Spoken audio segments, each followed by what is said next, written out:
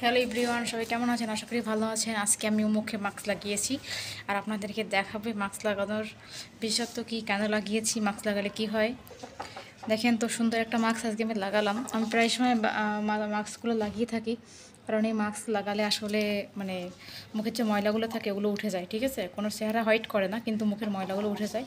তো অনেকে মাস্ক লাগাতে ভয় পায় যে মুখের মাংস উঠে যায়, গোশ উঠে যায়, এগুলো অনেকে মনে করে। তো আপনাদেরকে আমি দেখাই যে মাস্ক লাগাতে আসলে কী হয় জানেন? তাদের স্কিনে আপনারা মুখে লাগান, কী বলে এটাকে, নাইট ক্রিম লাগান, তারা মাস্ক লাগাতে খুব একটা পারবেন না, কারণ তাদের চেহারা জ্বলতে পারে। তবে আমি নাইট ক্রিম যেহেতু লাগাই না, তো আমার চেহারা এইভাবে জ্বলবে না। তো দেখেন আপনারা, মাস্কটাকে আমি লাগিয়েছি কত সুন্দর করে চারিদিক দিয়ে পারফেক্ট করে। যদি এখনও শুকায়নি, আমি লাগানোটা আপনাদেরকে দেখাইনি, বা কোন কোম্পানির মাস্ক নেব সেটাও দেখাইনি, কিন্তু হ্যাঁ, মাস্কটাকে আপনাদেরকে আমি খুলে দেখাবো যে কেমন হয়। রোদ ছিলাম, ছায়াতে আসি একটু।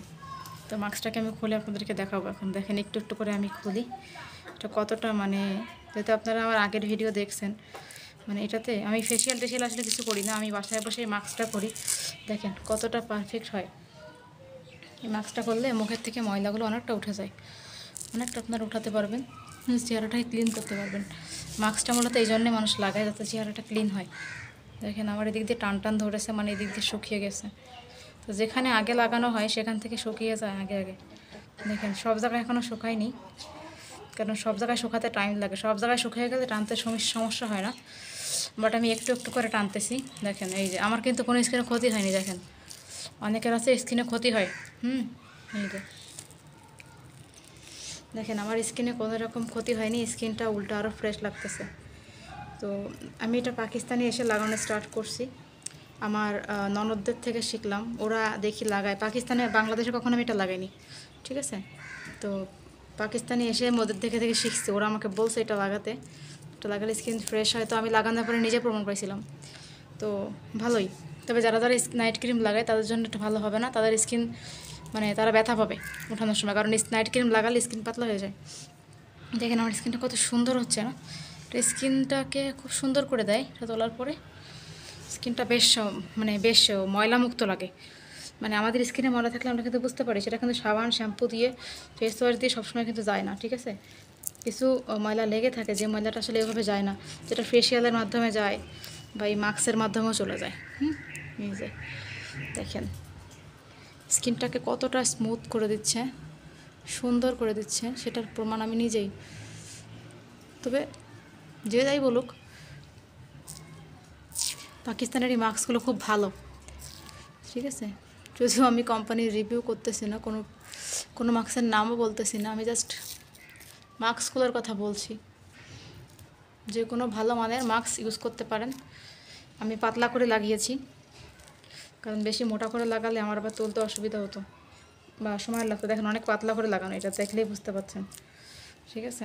তবে যারা স্কিনে বেশি ময়লা তারা মোটা লাগাতে পারে, মোটা করে। আমি পাতলা করে লাগিয়েছি। দেখেন এই যে এটাকে আস্তে আস্তে তুলে ফেলতে হবে, এভাবে, আর কিছুই না, সুন্দর করে। তো মোটামুটি পার্থক্য তো আপনারা দেখলেন। দেখেন স্কিনটা কত সুন্দর মোলায়েম নরম হয়ে গেছে, দেখছেন। এইভাবে স্কিনটা সুন্দর হয়ে যাবে আস্তে আস্তে করে মাস্কটা তোলার পরে। ধীরে ধীরে এটাকে তুলতে হবে, ধীরে ধীরে তোলার পরে এটা সুন্দর হয়ে যাবে স্কিন। দেখেন আমি তুলতেছি টেনে টেনে, এই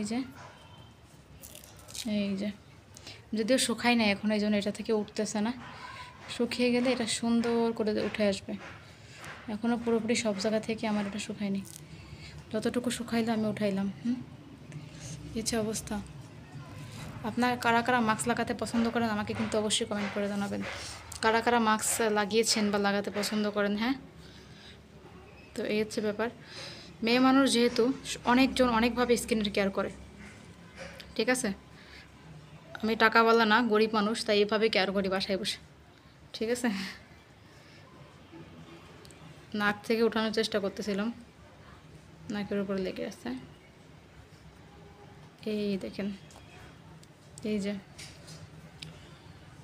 যদিও শুকায় নাই বলে এখন উঠছে না, এটা শুকিয়ে গেলে সুন্দরভাবে উঠবে, তখন স্কিনের পার্থক্য আপনারা বুঝতে পারবেন। তবে এখানে বলে রাখি, আমি যে কোনো একটা ভালো কোম্পানির মাস্ক নিয়েছি, আর পাকিস্তানে ব্ল্যাক মাস্কগুলো অনেক ভালো পাওয়া যায়। তো এই হচ্ছে ব্যাপার।